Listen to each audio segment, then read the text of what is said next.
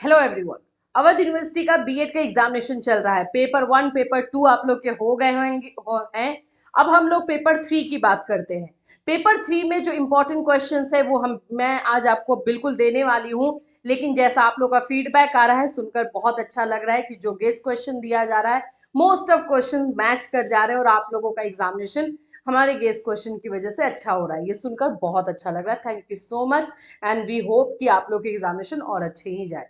तो चलिए पेपर 3 में आपको करना क्या है, कंटेम्प्रेरी इंडियन एजुकेशन में कौन कौन से टॉपिक करके जाने हैं बिल्कुल मैं बताऊंगी और श्योरिटी मैं बिल्कुल दूंगी कि इसमें से क्वेश्चन रहेगा ही रहेगा। इसीलिए इसको पूरा कंप्लीट करके जाना। एंड दूसरी जो चीज है कि ये पीडीएफ आपको फ्री मिल जाएगा हमारे टेलीग्राम पर, तो टेलीग्राम ज्वाइन कर लेना जहां से ये पीडीएफ आपको मिले और ये आपके लिए बेनिफिट हो। हमारा मकसद बस यही है कि ज्यादा से ज्यादा स्टूडेंट के एग्जामिनेशन अच्छे जाए। चलिए स्टार्ट करें। उससे पहले फ्रेंड्स, चैनल पर पहली बार विजिट कर रहे हो तो चैनल को सब्सक्राइब कर लेना, बेल आइकन को हिट कर देना। यहाँ पर आपको अवध यूनिवर्सिटी से रिलेटेड हर इन्फॉर्मेशन, क्लासेस, सभी चीजें प्रोवाइड की जाती है। चलो भाई ये है पेपर 3, लास्ट पेपर है अवध यूनिवर्सिटी सेकेंड ईयर के बच्चों का। हम उम्मीद करते हैं कि ये इस पेपर के बाद आपके एग्जामिनेशन सब ओवरऑल सबके अच्छे जाए। और किसके कितने परसेंटेज आ रहे हैं ये भी हमें बताना, क्योंकि मोस्ट ऑफ स्टूडेंट की परसेंटेज हमारे जो है 80 टू 90 के बीच में रहते हैं, 80 से 90% के बीच में रहते हैं। तो वी होप कि आप लोगों के भी परसेंटेज उसी तरह से रहे, तो हमें कमेंट करके जरूर बताना। चलो अभी हम स्टार्ट कर लेते हैं। देखो सबसे पहले तो इस कंटेम्प्रेरी जो है ना आप लोग का बहुत वास्ट है, बहुत फैला हुआ सिलेबस है, बहुत ज्यादा उसमें पढ़ना है आपको। बट फिर भी मैं बहुत ऐसे क्वेश्चन, मतलब मुश्किल से इसमें मैंने 12 क्वेश्चन जो है इंक्लूड किए हैं। 12 क्वेश्चंस में से मैं श्योरिटी आपको 6 से 7 क्वेश्चन का दे रही हूँ। सोचो सिर्फ 12 क्वेश्चन अगर आप पढ़ लेते हो और उसमें 6 से 7 क्वेश्चन अगर आपको एग्जामिनेशन में आ जाता है तो ये बिल्कुल बुरा डील तो है नहीं। तो चलिए इसी को हम लोग अब देखते हैं। जो जो क्वेश्चन मैं बताऊंगी प्लीज देख करके जाना, इसको नहीं छोड़ना है आपको, ये ध्यान में रखना। देखो सबसे पहली चीज है कि यहाँ पर फर्स्ट क्वेश्चन जो है आप लोग का मुस्लिम पीरियड ऑफ एजुकेशन यानी इस्लामिक पीरियड से है। इस्लामिक पीरियड तो मैंने इसमें दे दिया है, ये कर लेना। लेकिन इसके साथ साथ मैं फिर से बोलूंगी कि एक वैदिक पीरियड भी करके जाना, जस्ट फॉर ये के लिए, सेफ्टी के लिए। वैदिक पीरियड वाला जो है आप लोगों को हमारे चैनल पर या फिर आप हमारे टेलीग्राम पर भी ले सकते हो। वैदिक पीरियड वाला भी एक बार देख लेना कि उसकी क्या विशेषता होती है। इस्लामिक इसलिए मैं दे रही हूँ क्योंकि चांसेस इस बार इसका आने का ज्यादा है, बट फिर भी मैं वैदिक भी बोलूंगी कि करके जाना बस। चलिए तो यहाँ पे इस्लामिक वाला है क्या, तो इस्लामिक पीरियड के बारे में जैसे मैंने आपको बताया था कि ये हमारे भारत में जब इस्लामिक शिक्षा की एंट्री हुई थी तो उस समय इस्लामिक धर्म से कोई ज्यादा अवेयर नहीं था, जागरूक नहीं था। इसीलिए इस्लामिक शिक्षा को जो है, शिक्षा को, एजुकेशन को एक मीडियम बनाया गया ताकि इस धर्म के बारे में ज्यादा से ज्यादा लोग जाने। तो इसका जो है पूरा आपको लिखा गया है, यहाँ पर देख सकते हो। यहाँ पे मैं बता दूं, हाँ, भारतीय इतिहास का मध्य युग मुस्लिम युग के नाम से जाना जाता है। इसको मध्यकालीन शिक्षा भी कहते हैं, इस्लामिक शिक्षा भी कहते हैं, मुस्लिम एजुकेशन भी कहते हैं, ये सब कहते हैं। मुस्लिम शासकों ने शिक्षा को नवीन रूप प्रदान किया है। और यहाँ से आप देखो सबसे पहले इनका जो उद्देश्य है, मुस्लिम शिक्षा का जो उद्देश्य है, ज्ञान का प्रसार, यानी कि ज्ञान, नॉलेज जो है ज्यादा से ज्यादा लोगों को मिले।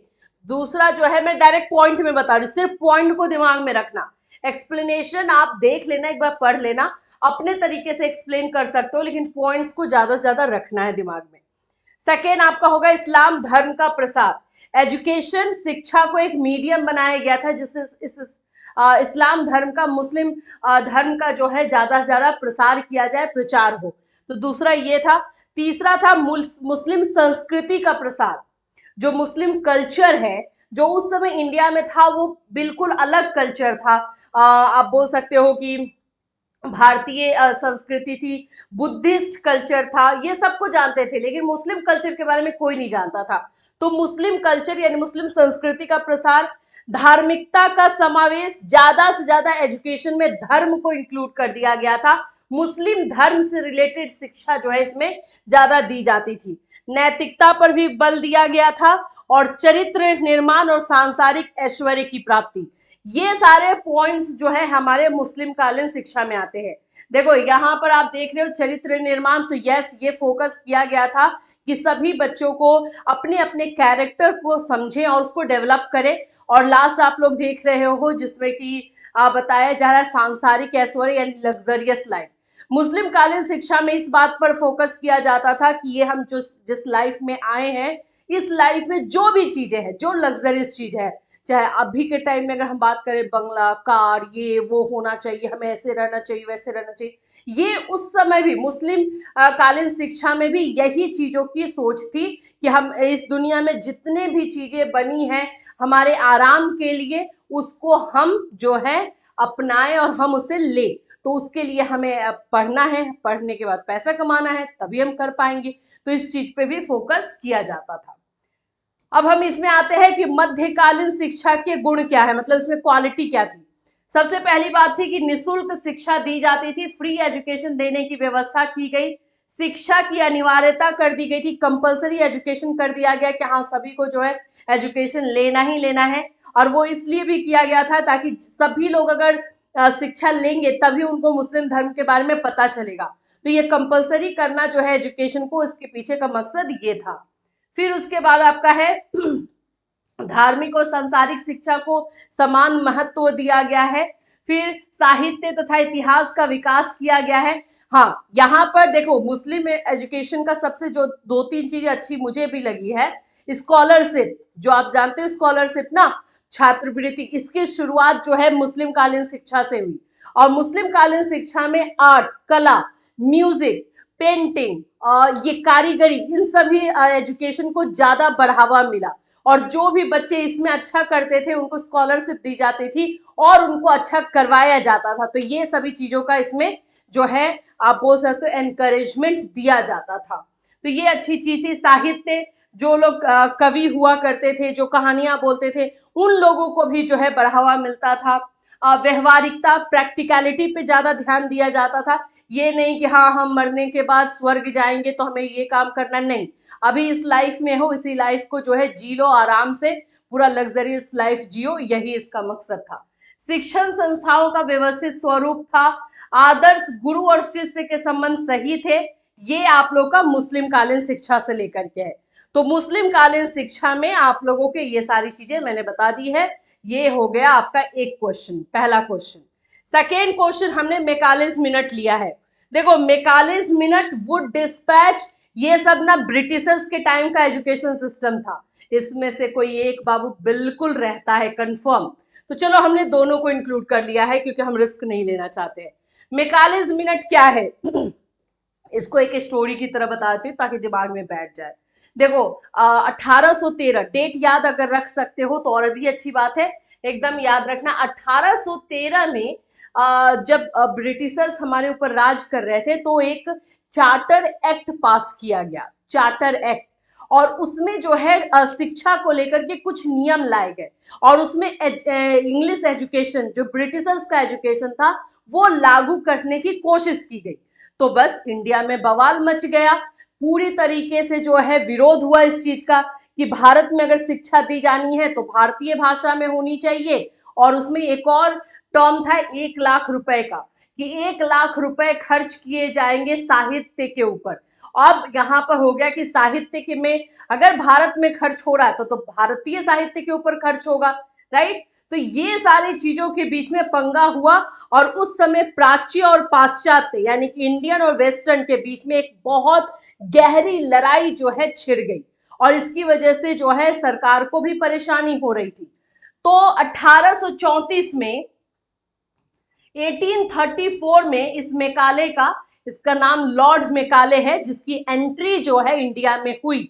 अब ये जब 1834 में आए तो उस समय जो गवर्नर जनरल थे वो विलियम बेंटिक थे। तो विलियम बेंटिक ने इनको बुलाया और बोला कि देखो भाई ये ऐसा प्रॉब्लम जो है चल रहा है, इसको सॉर्ट आउट करो अपने दिमाग से। लॉर्ड मैकाले इंग्लिश सब्जेक्ट के बहुत बड़े विद्वान माने जाते हैं। इंग्लिश के बारे में इन्होंने बहुत सारे रिसर्च किए, बहुत सारी चीजों के बारे में इनको नॉलेज था। तो इनसे रिक्वेस्ट किया, विलियम बेंटिक ने ये रिस्पॉन्सिबिलिटी इनके ऊपर डाली कि हाँ इसको आप सॉल्व करके दिखाओ।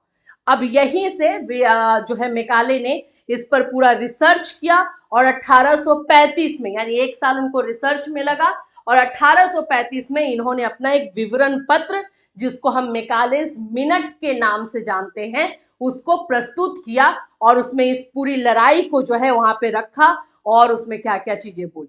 तो अब देखो उसमें बोला क्या तो क्योंकि मैकालेस जो है इंग्लिश का बहुत बड़ा ज्ञाता था, तो इंग्लिश की बड़ाई की और हिंदी साहित्य और फारसी साहित्य जो यहाँ पे चलता था उस समय, उसको पूरी तरीके से नीचे दिखाया। उनके अनुसार ये कोई साहित्य ही नहीं है और इंग्लिश के आगे तो इनका कोई औकात ही नहीं है, ऐसा भी बोलो। तो इस तरह से जो है उन्होंने भारतीय शिक्षा को, इंडियन एजुकेशन को, इंडियन लिटरेचर यानी कि भारतीय साहित्य को नीचे दिखाया है। इसने क्या क्या बोला है पॉइंट्स में मैं आपको बता देती हूँ डायरेक्टली। देखो इनसे राय क्या मांगी गई थी। पहला राय मांगा गया कि क्या 1 लाख रुपए की धनराशि प्राच्य शिक्षाओं के अलावा और भी किसी प्रकार की खर्च की जा सकती है, जो उस 1813 के एक्ट में था 1 लाख रुपए को, तो उसको कैसे खर्च की जाए, इसके बारे में पूछा गया। और दूसरी राय ये थी कि आज्ञा पत्र की शिक्षा विषयक धारा की वास्तविक व्याख्या क्या है। 1813 में जो भाषा को लेकर लड़ाई हो रही थी, किस भाषा में शिक्षा दी जानी चाहिए, उस पर जो है इनसे एक्सप्लेनेशन मांगा गया था। देखो इन्होंने जो एक्सप्लेन किया है, तो इन्होंने सबसे पहले बोला अंग्रेजी का समर्थन किया और इसका गुणगान किया है। तो अपने विवरण पत्र में इंग्लिश को सपोर्ट किया है कि इंग्लिश में ही जो है भारतीयों को शिक्षा दी जानी चाहिए, क्योंकि इंग्लिश लैंग्वेज जैसा कोई भाषा इस दुनिया में नहीं है और इंग्लिश लिटरेचर के जैसा कोई लिटरेचर नहीं है। तो ये इंग्लिश का गुणगान किए हैं। साहित्य शब्द से इनका मतलब सिर्फ इंग्लिश लिटरेचर से है। इनके अनुसार जो है साहित्य वर्ड ही यूज होता है इंग्लिश लिटरेचर में। ये बात हुई। भारतीय विद्वानों की का भी काफी इंसल्ट इन्होंने किया है और इन्होंने कहा है कि भारतीय विद्वान उन्हें हम कहेंगे जो कि इंग्लिश लिटरेचर के बारे में जानते हैं। जो इंग्लिश लिटरेचर के बारे में नहीं जानते हैं वो विद्वान नहीं कहलाएंगे। ठीक। और फिर शिक्षा का माध्यम, जो इंग्लिश का मीडियम पूछा गया था, वो इन्होंने इंग्लिश ही बताया कि इंग्लिश के थ्रू ही जो है एजुकेशन दिया जाना चाहिए। अंग्रेजी भाषा की प्रशंसा की, अंग्रेजी भाषा और साहित्य के बारे में अपनी बातों को बताया।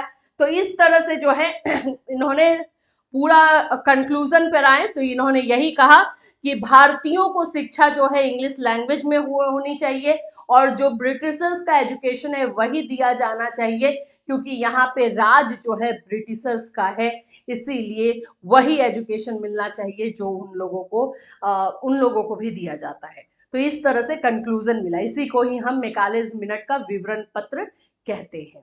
ये अलग अलग घुमा करके आएगा, जैसे भी आएगा आपको ये पूरा लिख देना है। चलिए नेक्स्ट में आ जाते हैं विश्वविद्यालय शिक्षा आयोग। इसको यूनिवर्सिटी एजुकेशन कमीशन के भी नाम से जानते हैं। इसको जो है राधा कृष्णन कमीशन के नाम से भी जानते हैं। ये जैसे भी क्वेश्चन एग्जाम में आएगा आपको लिखना एक ही है, मतलब एक ही कमीशन का नाम दो दो है। ठीक है, तो इसलिए मैंने दोनों का नाम इंक्लूड कर दिया है। जैसे कि राधा कृष्णन आयोग भी लिख दिया, राधा कृष्णन आयोग से रहेगा तो भी यही लिखना है, विश्वविद्यालय शिक्षा आयोग से रहेगा तो यही लिखना है। इसकी शुरुआत 1948 में हुई है। ठीक है, 1948 एंड 49, यानी कि ये मान सकते हो कि आफ्टर आज़ादी, यानी हम आज़ादी के बाद जो है सबसे पहला कमीशन यही था। चलो इसमें 15 अगस्त 1947 को आज़ाद हुआ, उसके बाद से ये बनाया गया। हाँ, इसमें क्या क्या सिफारिशें दी गई हैं, तो इसमें देखो जो यूनिवर्सिटी कमीशन बना, विश्वविद्यालय शिक्षा आयोग बना, इसमें यह बोला गया कि यूनिवर्सिटी लेवल पर एजुकेशन में हमारे क्या प्रॉब्लम है उसे फाइंड आउट कीजिए और उसका सॉल्यूशन यानी उसको सुझाव दीजिए कि हम उसे कैसे ठीक कर सकते हैं। ये चीजें जो है इसमें बोली गई थी। तो इसमें देखोगे तो विश्वविद्यालय शिक्षा में इन्होंने ये कहा कि हमारे विश्वविद्यालय को ऐसे व्यक्तियों का निर्माण करना चाहिए जो राजनीति, प्रशासन और व्यवसाय, उद्योग आदि क्षेत्रों में नेतृत्व करें। तो यहाँ पे कहना था कि हमें ऐसे लोगों को प्रोड्यूस करना है या ऐसे बच्चों को प्रोड्यूस करना है जो पॉलिटिकली करेक्ट हो, जो बिजनेस भी कर सके, जो एडमिनिस्ट्रेशन में आगे हो, जिनमें लीडरशिप क्वालिटी हो। तो ये बात पहला इन्होंने फाइंड आउट किया। इस शिक्षा द्वारा क्षेत्रों में उन गुणों का उत्पन्न करना चाहिए जिनसे कि वे भविष्य में उत्तम नागरिक बन सके।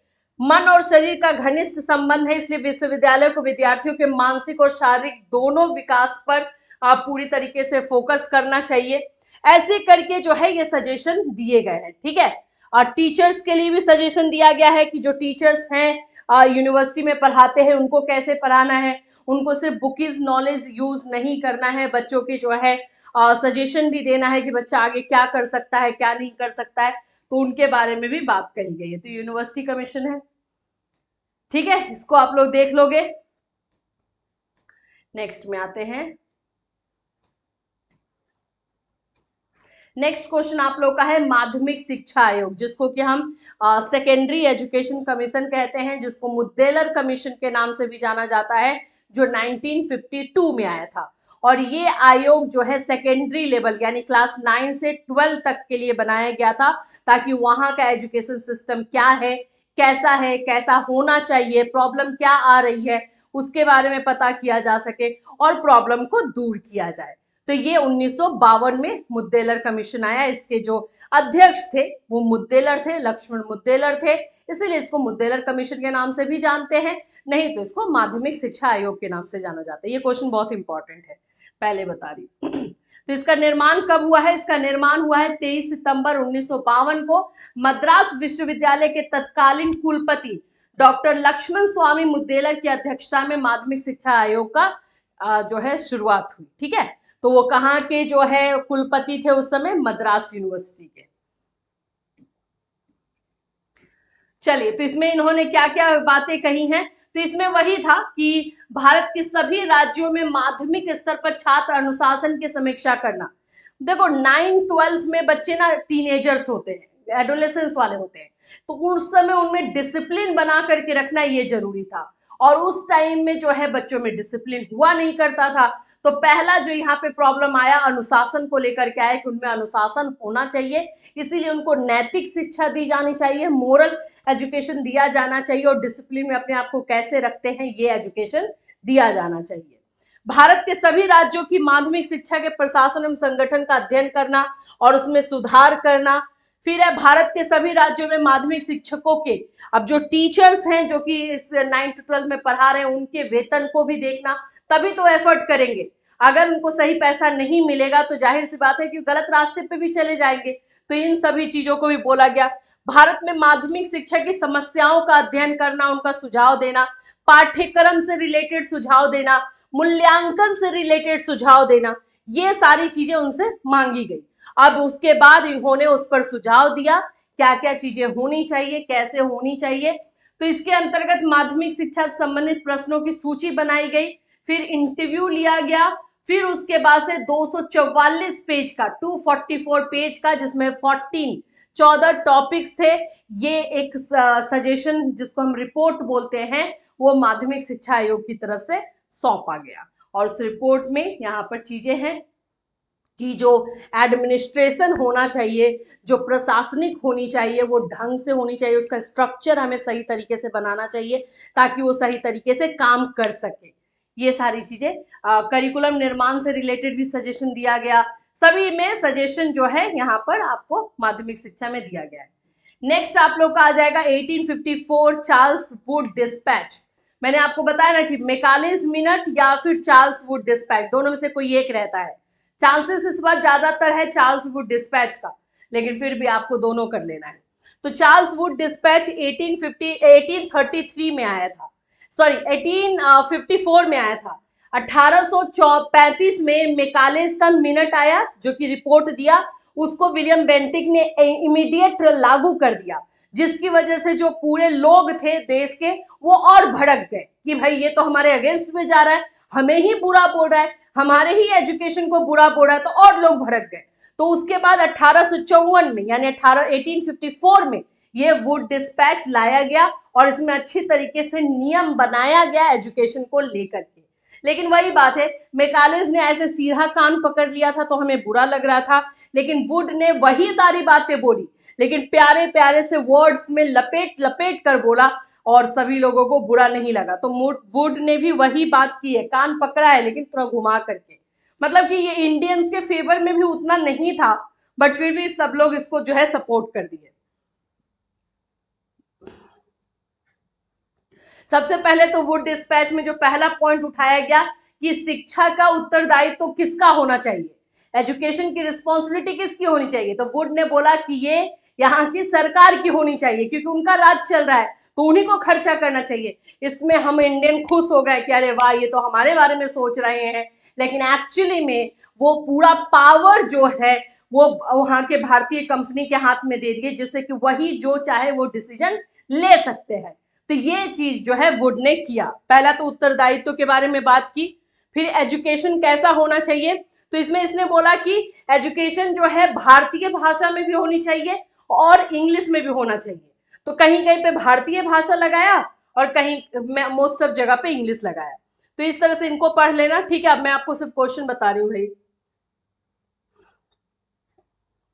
इसके बाद कोठारी आयोग है जो कि 1964 में आया था, 1964। अभी तक सबसे सक्सेसफुल जो है कोठारी कमीशन ही रहा है। इसमें क्लास 1 से लेकर के यूनिवर्सिटी लेवल तक सभी एजुकेशन को इवेल्युएट करना, भारतीय शिक्षा कैसी होनी चाहिए, पूरे देश में एक ही एजुकेशन सिस्टम कैसे लागू किया जाए, ये इन पे रिस्पॉन्सिबिलिटी रखी गई थी।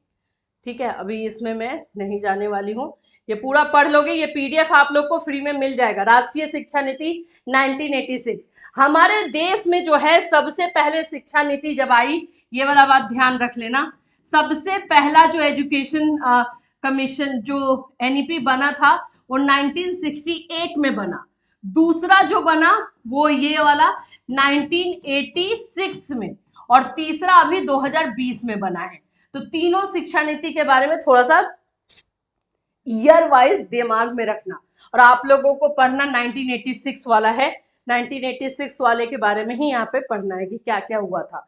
तो 1986 साइंस पर और टेक्नोलॉजी पे ज्यादा फोकस किया था। इसी समय से कंप्यूटर को इंक्लूड किया गया एज अ सब्जेक्ट, और बहुत सारी चीजें जो है इसमें है। वुमेन एजुकेशन के लिए बात हुई। वुमेन एजुकेशन में जो है लड़कियों को शिक्षा दी जानी चाहिए, उसमें बहुत सारे प्रोविजन बनाए गए, पिछड़े वर्गों के लिए शिक्षा के लिए प्रोविजन बनाए गए, ये सारी चीजें इसमें हुई थी। तो ये देख लोगे। आगे चलते हैं। आगे है शांति शिक्षा। शांति शिक्षा भी एकदम कंपलसरी क्वेश्चन है। एक क्वेश्चन ऐसा पीस एजुकेशन से आपका रहता है। एक और क्वेश्चन है जो मैं आपको बता दूं,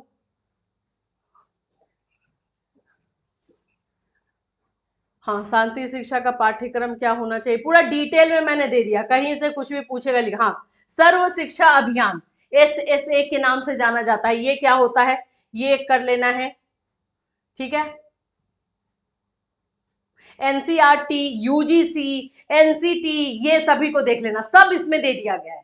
कोई भी ऐसा क्वेश्चन इसमें छोड़ा नहीं गया है जो आपके एग्जाम में आएगा और मैंने छोड़ दिया हो, ऐसा नहीं। एनसीईआरटी के क्या कार्य होते हैं, ठीक है। फिर उसके बाद से आपका है शिक्षा परिषद के मुख्य कार्य। तो ये सारे क्वेश्चंस कर लेना है और करके जाना है। आई होप कि ये भी एग्जाम आप लोग का अच्छा जाएगा, सारे क्वेश्चंस आप अच्छे से कर लोगे। एंड एक और क्वेश्चन मैं बता दूं, मेरे दिमाग में घूम रहा है लेकिन मैंने इसको इसमें इंक्लूड नहीं किया है, बट आप लोग कर लेना। शिक्षा का सार्वभौमिकरण, सुनो इसका पता नहीं मेरे दिमाग में अभी आ गया। यूनिवर्सलाइजेशन, यूनिवर्सलाइजेशन, ठीक है, यूनिवर्सलाइजेशन जिसको हम बोलते हैं शिक्षा का सार्वभौमिकरण। प्लीज ये वाला क्वेश्चन भी थोड़ा सा देख लेना। आपको जो है इस पे मिल जाएगा, हमारे यूट्यूब चैनल पे मिल जाएगा, टेलीग्राम पर इसका दिया गया होगा, यूनिवर्सलाइजेशन ऑफ एजुकेशन, ठीक है। मतलब कि शिक्षा को जो है प्रसार करना कैसे, देखो यूनिवर्सलाइजेशन, सार्वभौमिकरण का मतलब होता है कि उसको पूरे विश्व में फैलाना। तो एजुकेशन को कैसे पूरे विश्व में फैलाया जा सकता है, ऐसा क्वेश्चन रहता है ये। बस इतना ही है, इतना कर लोगे, बहुत ज्यादा है, इसमें से आपके क्वेश्चन 100% आने ही आने हैं। और आई होप कि आपके ये भी एग्जामिनेशन अच्छे जाएंगे। All the best for your next exam.